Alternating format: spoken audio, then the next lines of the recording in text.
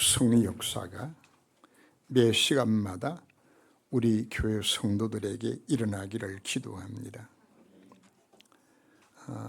예루살렘 교회에 7 집사가 세워졌고 그 가운데서 오늘은 스데반 집사의 행적을 우리가 함께 나누게 됩니다. 우리는 원래 하나님 형상의 힘을 받았어요. 그래서 창조시의 세상은 하나님 다스리는 하나님의 나라였습니다. 그러나 사단을 속고 죄를 범하고 하나님을 떠나서 하나님 영은 우리 인간을 떠나고 그 영을 사단이 장악하고 우리 모두 마귀 자식이 되어버렸고 그놈의 통치함 속에서 우리는 사단 나라의 백성이 되고 만 겁니다. 그 가운데서 우리는 아담의 후손으로 태어나서 지옥과 재앙과 흑암의 배경 속에서 사단을 주인으로 섬기며 망할 운명 속에 우리가 빠져 있었습니다.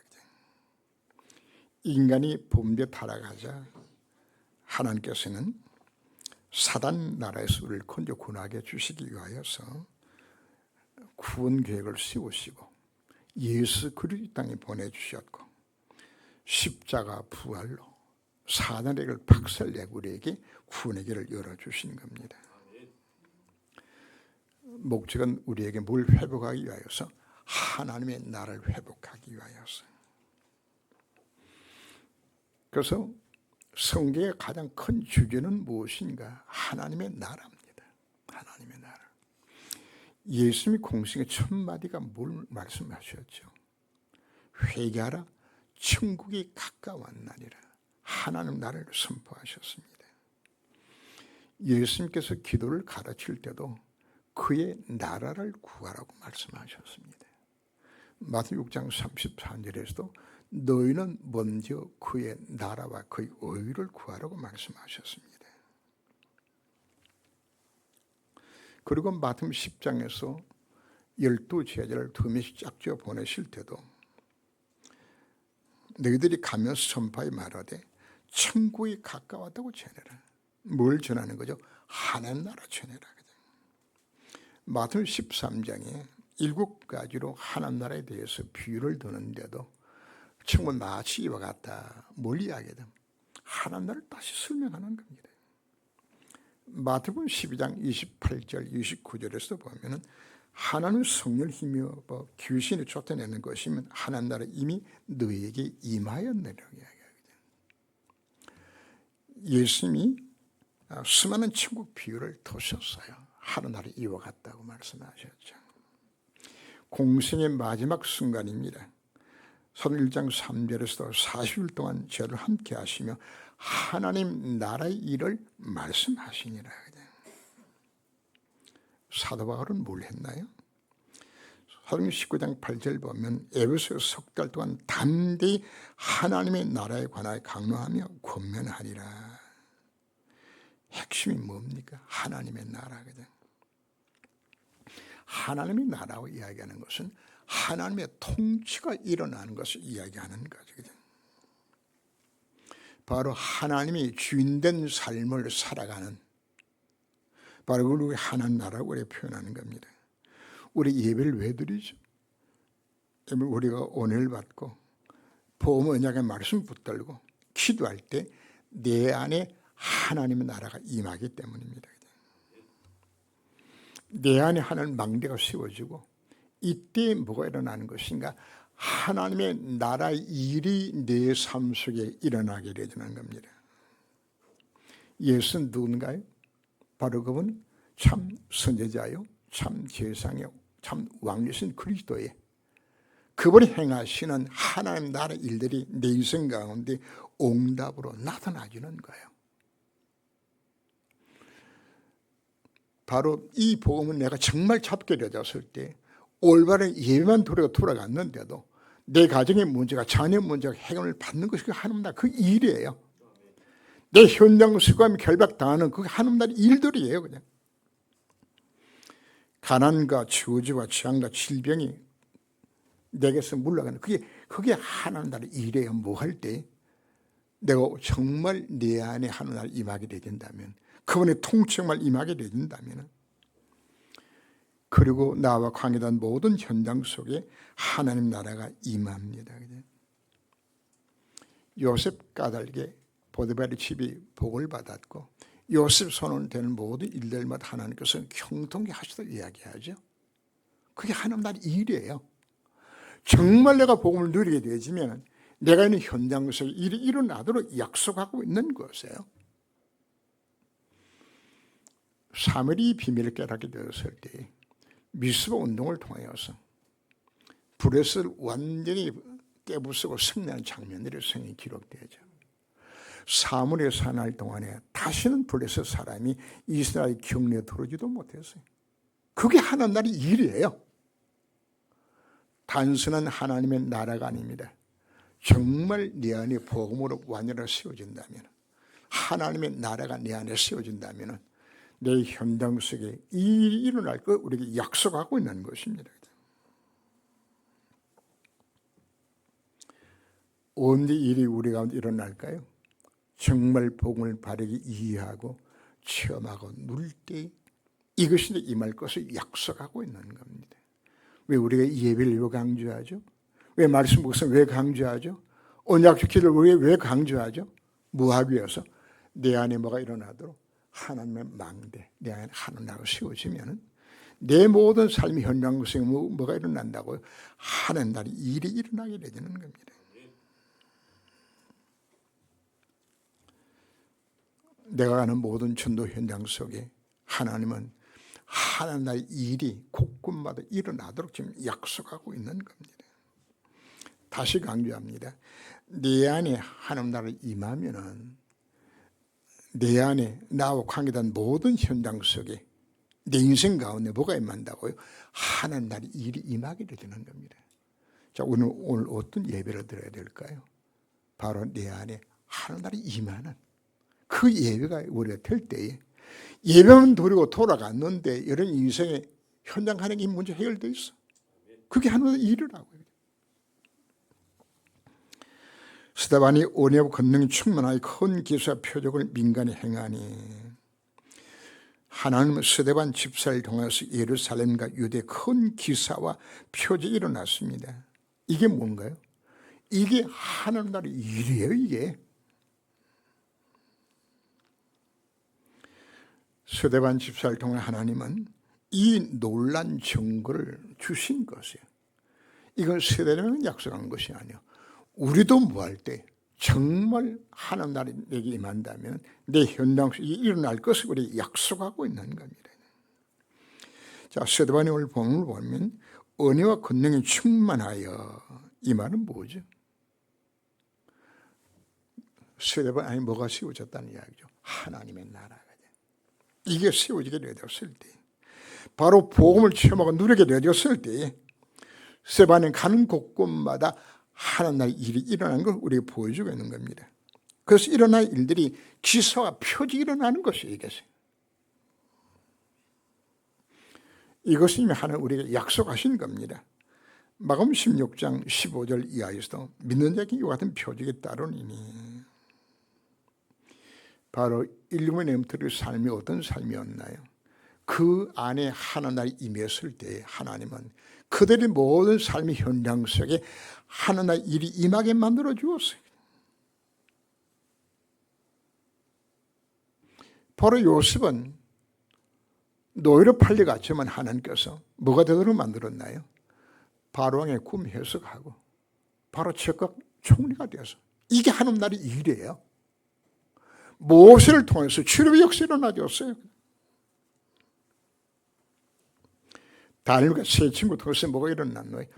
하나님 나라의 일이 일어난 것이에요. 일루미넌트들이 세상적인 기준으로 봤을 때는 사실 실패자입니다. 노예로 팔려갔죠. 부모 떠나서 입양되었죠. 또 엄마를 떠나서 성전에서 버려진 자식이 되었죠. 그 외로움 속에서 노예로 팔려가고, 그런가 하면 예수님 12제자들은 거기가 누구죠? 12제자 가운데 7명은 뱃사람 출신이요. 가룟 유다 한 사람 빼고는 11명의 몽땅 다 갈리 천민 출신들이. 우리는 농력과 상관이 없어요.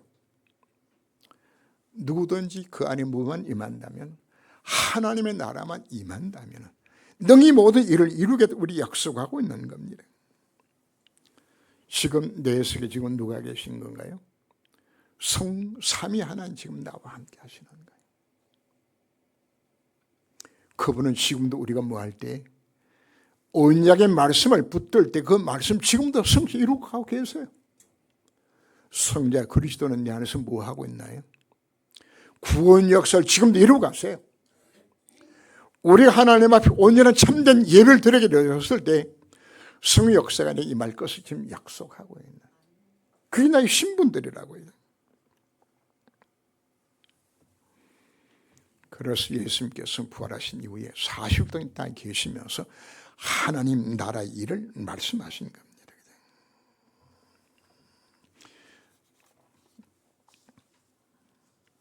그래서 우리가 하나님 나라와 그 일을 구한다는 것은 바로 뭘 구하는 걸까요? 원래 가졌던 하나님 형상 회복을 우리가 구하는 거예요. 창세기 1장 27절, 내 생명 가운데 내 영혼 가운데에 주의 영으로 충만케 허락하여 주옵소서. 그 우리가 기도하는 거죠. 내면은 안 됩니다. 예배는 뭐가 예배인 거야, 하나님? 나는 하나님의 은혜 받지 않으면 나는 살 수 없습니다, 하나님. 정말 네가 말씀 주시니 내가 은혜를 베풀어 주옵소서.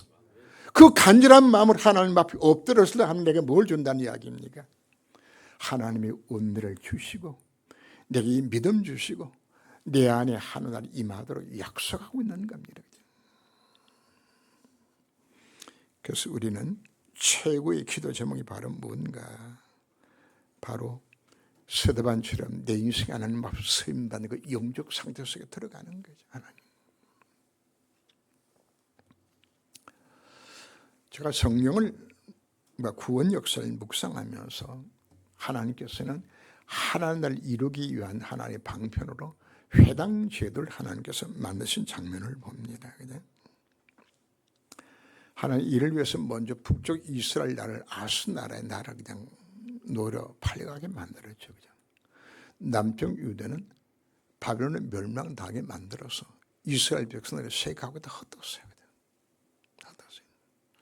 자, 여러 가지 의미들이 있습니다. 언약 놓쳤기 때문에 하나님께서 진노하셔서 언약 잡으라는 사인을 될 수 있겠지만은 또 하나는 뭘 보게 되는 것인가 하면은 이때 흩어졌던 유대인들을 우리 두고서 우리는 디아스포라는 단어를 사용하는데, 이들은 나라 곳곳마다 흩어져서 10가정이 모여지면은 회당을 하나씩 만들어서 공동체를 만들었어요. 그냥. 놀란 것은 사도 바울이 전도를 하게 되었을 때 곳곳마다 세워져 있는 이 회당이 이게 전부 선교 전쟁 기지라. 그래서 저는 성경을 묵상을 하면서 하나님은 포로로 잡혀가게 만든 것도 하나님께서는 바로 세계복음 때문에 하나님께서 만드셨구나 하는 생각을 갖게 되십니다. 사도행전 2장 9절 이하에서 보면 15개 나라 사람들이 모여들죠. 그분들도 회당을 거쳐서 온 사람들이거든요. 오늘 6장 9절도 보면은 4개 지역과 나라는 밝히지 않는 많은 아시아 국가에서 예루살렘에 와서 그들 각자들마다 뭐가 있는 것인가 하면 자기네 드리는 회당이 다 있어요. 근데 거기서 지금 스데반이 메시하는 장면들이 나오죠. 그냥. 성전은 한 곳밖에 없어요. 예루살렘 성전 한 곳밖에 없고, 그래서 성전은 더 세울 길이 없기 때문에 유대인들은 곳곳마다 뭘 세우세요? 회당을 세우는 거예요. 회당을.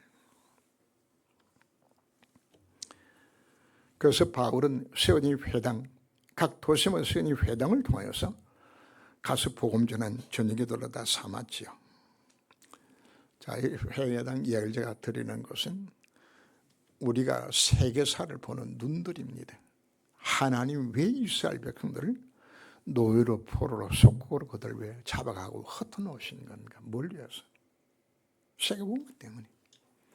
이런 인생 개인에게 일어난 많은 문제들이 있을 수 있습니다. 고난이 있을 수도 있습니다. 그러나 전체를 무슨 눈으로 보라고 이야기하는 것인가? 복음의 눈으로 보면은 여러분들이 전부 그 모든 어려움들이 응답의 문으로 다 바뀌어지게 되는 겁니다. 그 뭐를 또 물어보라고요. 구원역 이론은 성경 눈으로 보리를 설 때, 하나님 이렇게 만든 것이라구나. 하나는 우리 민족을 일제시대 36년 동안 고통을 당하게 만들고 이후의 고통을 당하게 만들었고 이 모든 고난의 과정을 하나님 왜 허락하셨을까요? 하나는 우리가 뭐하기 위하여서 세계보안의 수임받는 우리 민족 만들고 있는 하나님의 작업들이었어요. 이것은 개인에게도 마찬가지입니다. 각자마다 많은 어려움이 닥칠 수 있어요. 그 안에 뭐가 들어있는 것인가? 하나님 구원에서 이루기 위한 하나님의 계획들이 그것에 따라 들어있으면 우리가 이걸 보라고 우리 말씀하고 있는 겁니다. 과거 여러분의 실패 경험들이 있습니까? 고난이 있었습니까? 그 안에 우리 뭘 찾는 거죠? 하나님 절대 계획을 찾게 된다면 그 모든 것이 축복의 발원으로 바꾸지는 것입니다. 그들이 큰 소리를 지르며 귀를 막고 일찍 달려들어 성 밖으로 내치고 돌로 칠세. 제가 7장을 읽지는 않았지만은 스데반의 메시지가 7장 전체 다 흘러내려가죠. 실장은 스데반이 사는 공회 앞에서 한 설교 내용들입니다. 여러분 형제들이 들어서서 하며 아브라함부터 시작하여서 이스라엘 민족의 역사를 쭉 설명을 합니다. 그 메시지 핵심은 왜 우리 민족이 애굽에 노예되고 바벨론 포로로 잡혀갖고 로마 속결해지는 것인가? 하나님 이스라엘 백성 선택하신 것은 이스라엘 민족을 통하여서 이 민족이 하나님 바르게 섬겨서 복을 받고 그리고 이 복음이 정인되어서 세계 복음화 때문에 이 민족을 세웠는데 너희들이 왜 노예포로 속되어지는 것인가? 이 운명을 놓친 거다.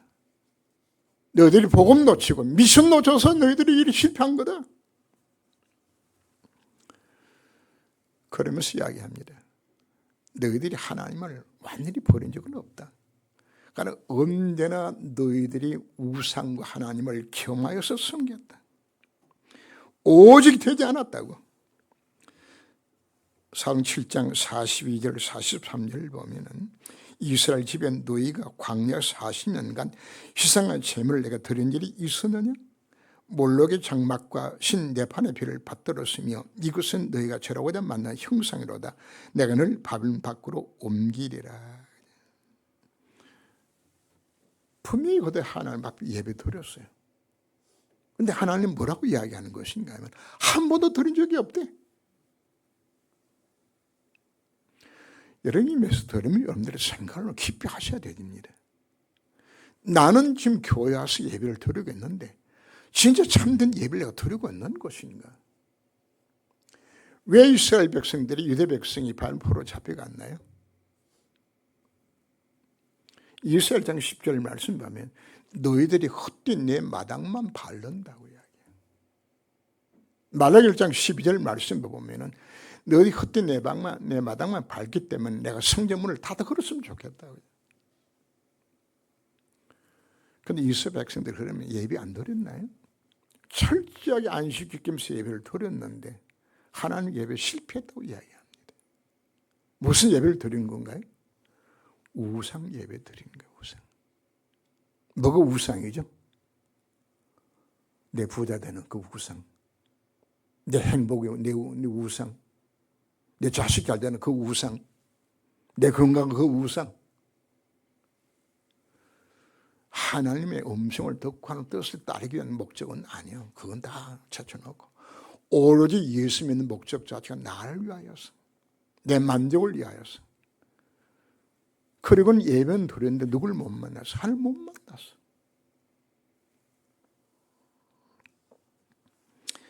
성도의 실패 원인도 동일합니다. 이스라엘의 실패 원인을 우리가 찾았다 그러면은 우리는 어떤 예배를 드려야 될까요? 정말 하나님 뜻과 하나님 계획을 찾을 수 있는, 하나님 정말 만나는 참된 예배 우리가 드려야 된단 말이거든요. 근데 우리는 무슨 기도가 안 되었죠? 항상 기도 제목 자체가 뭘 먹을까, 뭘 마실까, 뭘 입을까. 구하지 말라는 것이 우리 기도 제목으로 바꿔져 버렸잖아요. 우리는 이스라엘 민족이 실패한 것을 바라보면서 우리는 교훈으로 받아야 되는 겁니다. 이들은 무슨 예배를 드렸다고요? 종교 예배를 드리는 거예요. 종교 예배를. 그러나 누구든지 정말 예수가 그리 되심을 진짜 체험을 하게 되지면은 그 기도가 필요 없다는 사실을 깨닫게 되죠. 안 해도 된다는 사실 자체가 이게 깨달아지게 되지는 거죠. 마태복음 13장에 감춘 보화밭을 발견한 농부의 비유가 나오죠. 농부가 남의 밭을 갈다가 보화를 발견했어. 그죠? 분적하는데 보니까 찾아서서 먹을 수 있는 보물이 그 들어있는 거예요. 그래서 이걸 덮어두고 그 땅을 자기 것으로 사기 위해 가지고 주민과 흥정하는 장면들이 나오죠. 그냥. 여러분들이 뭘 봐야 되는 건가? 이 번쩍하는 부활, 이걸 봐야 돼요. 이걸. 예배 시간 우리가 뭘 봐야 되는 예배죠? 이거 보는 그 예배가 되면 되는 거예요. 정말 보고만이 모든 답이 다 들었구나. 이게 찾아지게 되어지면 더 이상 세상 것이 기도 제목이 되지를 않아요. 다 가지고 그 안에 다 들었는데 이 체험을, 이 맛을 못 보니까 우리가 뭐 하는 거예요? 자꾸만 딴 거 찾는 것이거든요. 이스라엘 민족의 가장 존귀한 인물은 모세입니다. 하나님 모세를 통해서 율법을 주셨고 그 민족을 출애굽시킨 일들의 수임답게 만들어 주었죠. 그리고 모세를 통하여서 하나님은 이스라엘 들어라 말씀하시면서 쇠마를 기록을 했어요. 그래서 유대인들이, 정통 유대인이 지금도 합니다. 그 말씀을 어디 이마에 붙이고 이런 이야기 나왔죠. 그죠? 그래서 요거를 가죽 상자에다가 조그마한 글씨로 3188자의 글을 써가지고 가죽 상자에다 집어넣어가지고 이마에 달아요. 그걸 우리가 태핀이라고 이야기하는데 말씀을 다는 거예요. 그냥. 자, 머리에 달면은 이게 내 속에 들어가는 거예요. 이렇게 시켰어요. 그냥. 그러나 모세가 뭘 이야기하는 것인가? 나와 같은 선지자를 하나님께서 보내줄 것이라. 늘 건져 구원하였던 그 여호와 하나님이 나와 같은 선지자를 보내서 너를 건져 구원할 것이라는 메시지를 또 주셨어요. 그런데 이들은 뭐하죠? 모세 율법 지키려고 발동 치는데 모세가 전한 메시지는 놓쳐버리고 만다 그 말이거든. 사도행 7장 52절에서는 또 이렇게 기록을 합니다. 너희 조상들이 선지자 중에 누구를 박해지 아니하였느냐? 의인이 오시라 예언한 자들은 그들은 죽였고 이제 너희는 그 의인을 잡아준 자요 살해하는 자로라고. 참된 복음만 전하면 여러분들이 잡아 죽이지 않아 너희들이. 그런데 그 의인이 예수 왔는데 그 예수를 죽이지 않았느냐? 그래. 지금도 너희들이 복음을 맡고 있는 것이로구나. 스데반이 하도 막 직설적으로 말씀을 선포하니까 막 이들이 막 분이 막 끌어올라가지고 막 그냥 이 말 듣고 뭐 해야 되는 거죠? 눈물 회개가 되지는데 회개하지 않고 뭐 하는 거죠, 그냥 화가 머리 끝까지 나서 말이야, 그냥 하는 율법을 짓밟는다고 말이야, 그냥 얘가 더 돌로 들어서 스데반은 돌로 치는 장면들이 나오죠. 54절 보면 그들이 이 말을 듣고 마음이 찔려 그를 향하여 이를 갈면서 더 이상 스데반의 말을 듣지 않고 큰 소리 지르면서 길을 막고 일찍 그에게 달려들어서 성 밖으로 내치고 돌로 쳐 죽입니다. 근데 놀란 것은 이 스데반을 죽일 때 앞장섰던 사람이 바로 나중에 사도 바울이 사울이 앞장을 서죠. 자, 여기서 우리는 어떤 생각을 가질까요? 바로 스데반을 중조하여 돌로 쳐 죽였던 그 이스라엘 민족의 그 모습 속에서 인간이 가지고 있는 복음받기를 거절하는 우리 인간의 본성의 것을 우리가 찾아보아야 합니다. 이들은 신분이 뭔가요? 요한복음 8장 44절에서 예수님께서는 그 바리새인을 향해서는 예비막이라고 이야기했어요. 사단은 철저하게 뭘 막을까요? 복음을 막습니다. 그러나 복음은 막히지 않습니다. 그들은 스데반을 죽이면 끝날 줄 알았죠. 그러나 그 스데반 순교를 인하여서 하는 놀란 일들이 이루셔서 우리는 다시 한번 확인케 됩니다. 스데반이 외치죠. 주 예수여 내 영을 받으시옵소서. 스데반 순교 순간에 하늘 문이 열리고 예수님께서는 하늘 보좌 우편에 서신 것을 보고서 보라 하늘이 열리고 인자하는 우편에 서신 걸 내가 보노라 한대. 그들이 큰 소리 지르며 저를 귀를 막고 일탈하도록 순간을 내쳐 돌려치는 장면들이 나옵니다. 이때 순교 순간에 스데반은 두 마디를 합니다. 주 예수여 내 영을 받으시옵소서. 그리고는 주여 이 죄를 그들에게 돌리지 마옵소서 하고 자니라. 왜 스데반을 죽게 만들었을까요? 여러분 같으면 스데반이 잘한다 칭찬하고 왜 죽도록 왜 버려두셨을까요? 옛날에 제가 무협 소설을 참 많이 읽었는데 거기 보면은 금강불기라는 게 있어요. 혹시들 이거 보신 분들 알 건데 몸이 그냥 수치는 강해져서 그 창을 찔러도 안 죽어요. 그냥 몸이 호신강기라는 그 팍 나오고 반발 탁 해서 그냥 창을 찌르면 튕겨서 나가게 되지는 그 육체를 이야기하는 거예요. 그죠? 그래서 이걸 보면서 느꼈어요. 하나님이 말이에요. 그냥 돌로 탁 치면은 그 몸이 금강불개 몸이 돼가지고 돌로 치는 놈한테 그냥 돈이 탁 튕겨 날아가 다시 맞는다더니 막 그냥 이랬으면 좋겠는데 돌로 던졌더니 맞아 죽었더라.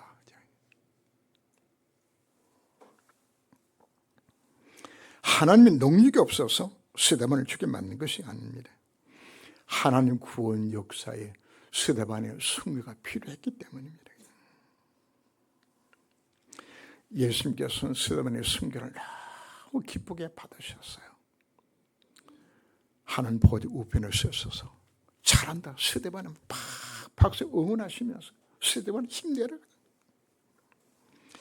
여기서 저는 뭘 보는 것인가 하면 스데반이 보좌한 주님을 바라보면서 순교로서의 힘도 얻었고요. 그 하나님을 바라보면서 마지막 순간까지 내 영을 하나님의 손에 맡기고 저들의 죄를 용서해달라고 비는 그 기도 속에서 마지막 마친 장면들이 나왔죠. 스데반 순교 이후에 놀란 문들이 열려집니다. 이제 19장에 가서 나오겠습니다만은 바로 스데반을 돌로 쳐 죽였던 그게 앞장섰던 그 사울이 나중에 이 일로 인하여서 사도 바울로 변화된 증거가 나타나지죠. 스데반의 일로 흩어져서 이제 다음 주도 나오게 됩니다만은 빌립의 순교가 시작되게 되지고요. 환란을 통하여서 사도행전 11장 19절 말씀 보면 스데반 일로 흩어진 자들이 가서 뭘 세우나요? 안디옥 교회가 여기서 세워지게 되지는 겁니다. 스데반이 일로 일어난 큰 박해로 인하여 사도 외에는 모든 제자들이 유대와 사마리아로 다 흩어지는 것은 바로 사도행전 1장 8절 예언의 성취입니다. 오직 성령이 임하시면 너희가 권능을 받고 예루살렘과 온 유대와 사마리아와 땅을 이뤄서 내 정인이 되리라 말씀하셨죠. 하나는 핍박의 방법으로 다음 주에 나오는 내용이 사마리아를 흩으시고 그리고 땅끝으로 이를 흩는 장면들이 나오죠. 저는 이런 생각을 해보면 만약에 핍박이 없었다면 예루살렘 교회는 어땠을까? 예루살렘 교회가 대풍 일어나잖아요. 그냥 3천 제자가 일어나고 말이죠. 안에 일어나는 사건 통해 가지고 오침이 회심하고 말이야. 7 집사가 세워졌더니 막 허단 제자 무리가 모여들고 제상 무리도 회의가 돌아오고 막 아마 예루살렘 교회가 뭐 잔치 분위기였을 거라 그냥. 하나님 그걸 원하지 않으셨어요. 하나님은 몽들을 내려치셔서 이들을 뭐하게 만들었죠? 흩어서 복음 전하게 만드셨어요.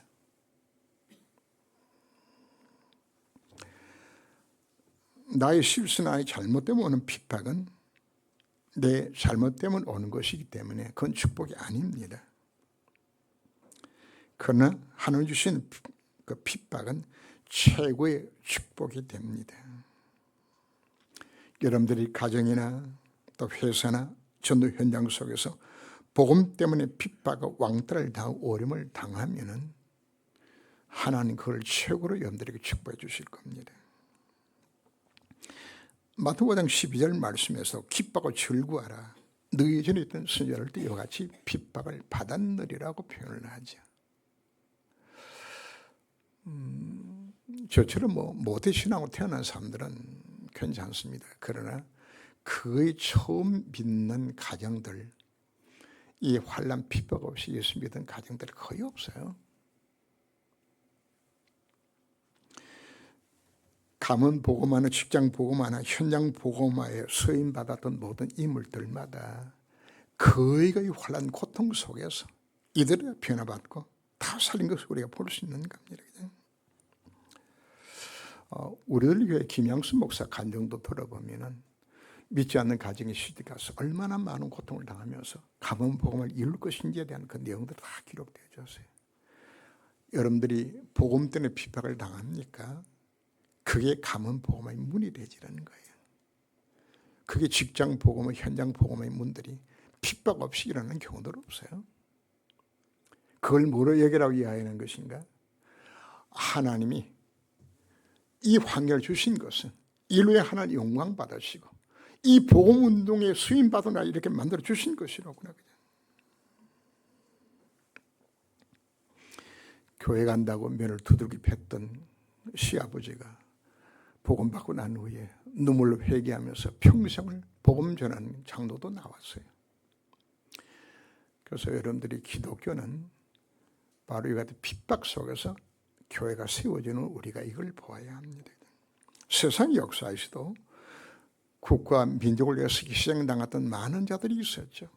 우리가 아는 이순신 장군이라든지 또 일제시대 안유근 의사나 이봉창이나 윤봉길이나 유관순이나 이들이 희생의 바탕 위에 나라가 세워지는 거예요. 세상 나라도 하나님 나라도 사실 동일합니다. 우리나라의 최저 순교피를 누가 흘렸나요? 토마스 선교사입니다. 대동강에서 물이 빠져서 배가 모래톱에 걸렸는데 조선 군인들이 와서 잡아가지고 그냥. 놀란 것은 토마스 선교사가 전해진 그 성령을 받았던 그 사람이 우리나라의 최초의 장로가 되었고요. 그 성령 받은 사람이. 그리고 당시에는 종이가 귀했기 때문에 성경을 찢어가지고 뭘 한 것인가 하면 벽조로 해가지고 벽을 발라서 그게 북한에 세워진 최초의 교회 늘다리 교회가 그 교회가 됩니다. 피 흘림 없이는 이 놀란 복음 운동이 일어나지 않았음을 우리에게 보여주는 거죠.